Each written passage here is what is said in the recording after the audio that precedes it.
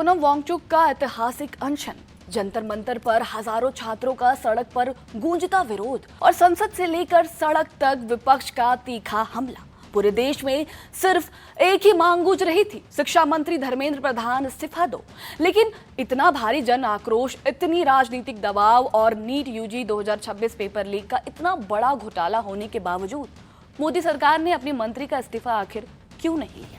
क्या यह सरकार की कोई बहुत बड़ी मजबूरी है, या फिर इसके पीछे छिपा हुआ है पीएम मोदी का वो सबसे बड़ा मास्टर स्ट्रोक, जिसे समझ पाना आसान बिल्कुल नहीं होगा। आज के इस वीडियो में हम बात करेंगे कि क्या धर्मेंद्र प्रधान इस्तीफा देंगे। नमस्कार, आप देख रहे हैं जी मीडिया का डिजिटल प्लेटफॉर्म। मैं हूं आपके साथ साक्षी सिंह। आपको बता दें, धर्मेंद्र प्रधान भारतीय जनता पार्टी के एक बेहद प्रभावशाली राष्ट्रीय नेता हैं, जो मूल रूप से ओडिशा के तालचर के रहने वाले हैं। वर्तमान में वो देश के केंद्रीय शिक्षा मंत्री की जिम्मेदारी संभाल रहे हैं और लोकसभा में ओडिशा की संबलपुर संसदीय सीट का प्रतिनिधित्व भी करते हैं। अब चलिए आपको बताते हैं कि राजनीतिक विश्लेषक ने क्या वजह बताई है जिससे ये साबित होता है कि धर्मेंद्र प्रधान इस्तीफा शायद ना दे। सबसे पहली और सबसे बड़ी वजह है गलती स्वीकार करने का डर।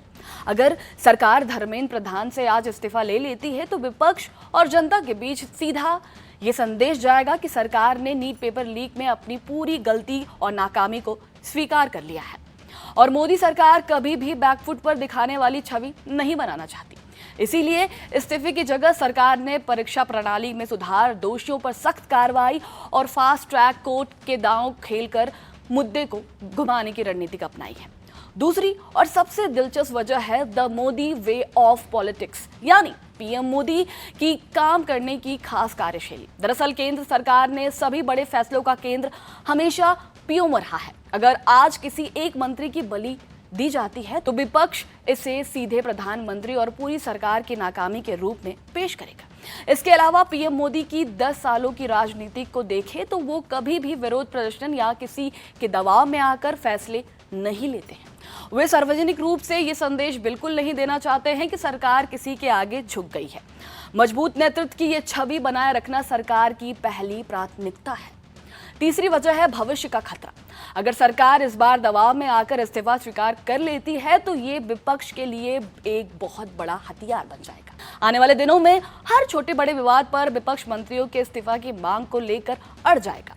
और याद कीजिए 2015 का वो दौर जब तत्कालीन गृह मंत्री राजनाथ सिंह ने खुलेआम कहा था कि एनडीए सरकार में केवल आरोपों के आधार पर मंत्रियों के इस्तीफे नहीं होते। बीजेपी ने पिछली सरकारों से सीख ली है, जहां आरोप लगते थे कि तुरंत इस्तीफा हो जाते थे। मोदी सरकार इस परंपरा को पूरी तरह बदल चुकी है। हालांकि ऐसा नहीं है कि मोदी सरकार ने कभी फैसले नहीं बदले। 2018 में एमजे अकबर का इस्तीफा और 2021 में तीनों कृषि कानूनों की वापसी इसके बड़े उदाहरण हैं।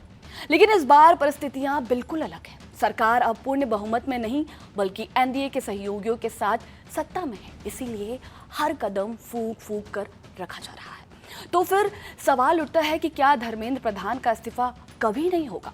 विश्लेषकों के मुताबिक अगर भविष्य में सरकार को लगा कि धर्मेंद्र प्रधान के पद पर रहने से चुनावी या राजनीतिक नुकसान बढ़ रहा है तो कोई कदम उठाया जाएगा। लेकिन ये तुरंत किसी दबाव में बिल्कुल नहीं होगा, बल्कि आने वाले सामान्य कैबिनेट फेरबदल के दौरान शांति से किया जा सकता है। आपको क्या लगता है, धर्मेंद्र प्रधान इस्तीफा देंगे या नहीं देंगे? कमेंट बॉक्स में जरूर बताइएगा।